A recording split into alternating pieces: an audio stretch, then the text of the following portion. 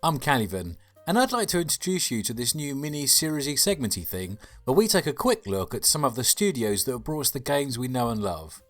In this episode of Know Your Studio, we're going to talk about a developer from my neck of the woods, Bullfrog Productions.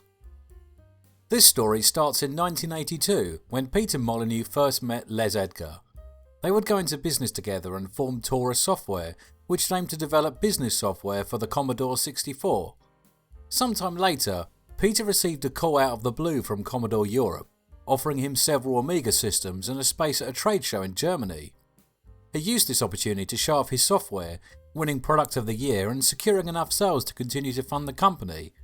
This was a stroke of luck indeed, as the representative from Commodore was actually attempting to contact Taurus, a totally different company that produced networking systems. Peter was well aware of this mistake, but decided it was best not to correct them and just go with it. Make of this what you will.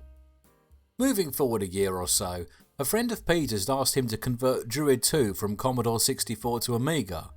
They decided to form a new company for non-business software and Bullfrog Productions Limited was born. The timing for this was great. Taurus was running short of cash at this point, so it was decided to close that company and focus on Bullfrog, working on a new idea Peter had called Populous. Electronic Arts was willing to publish the game, and in 1989 they did just that. It was an unexpected hit, selling 1 million copies in its first year, a massive achievement for this time period. Bullfrog issued licenses allowing the game to be ported to SNES and the Mega Drive, increasing the reach and reputation of the company.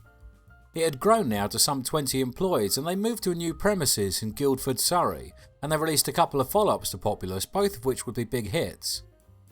By the big 90s, Bullfrog had established a reputation for quality, innovative products and were already well respected in the industry. They would go on to prove that this reputation was well deserved, releasing a whole slew of excellent games including Syndicate in 1993 and Theme Hospital in 1994. They also had Dungeon Keeper in the works. They weren't to know it yet, but this would be another smash hit and something that is still fondly remembered today. However, things were about to start taking a downward turn. It's a story so familiar to me that I'm almost sick of talking about it, so you can probably guess where this is going. Electronic Arts had expressed an interest in purchasing the company, and Bullfrog were happy to sell. They'd sought out alternative offers from Sony and Virgin, but their good working relationship with EA made them a serious frontrunner. Electronic Arts would go on to acquire Bullfrog in January 1995. Both Molyneux and Edgar would go on to be vice presidents of various branches of EA and assist in the transition of merging Bullfrog into its new parent company. However, Molyneux wouldn't go on to enjoy this new role. He would later resign his position and leave the company the day that Dungeon Keeper was released. With Peter gone, Electronic Arts would increase control over Bullfrog in a process described as a Borg assimilation by an employee. Many of Bullfrog's most influential designers, programmers and artists would resign, gutting the former organisation and leaving it devoid of the creativity, drive and skill that had been a key component in their previous successes. By 1999, Bullfrog was a shadow of its former self.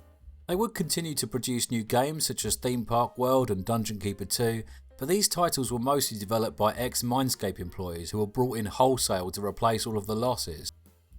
Unlike the earlier Bullfrog titles, these games weren't runaway successes and were generally poorly received.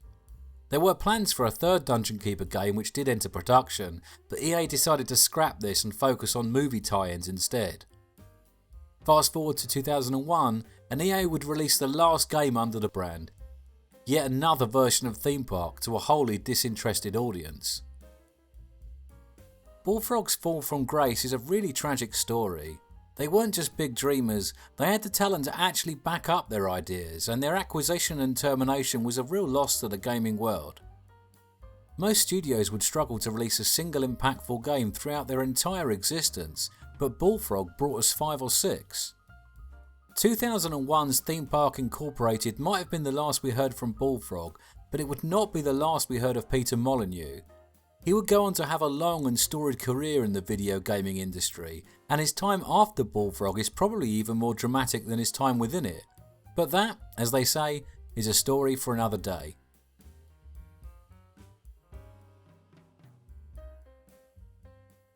Hi there, I hope you enjoyed today's tale. If you did, then please do all the like, subscribe and comment stuff that makes YouTube acknowledge my existence, and I hope to see you back soon.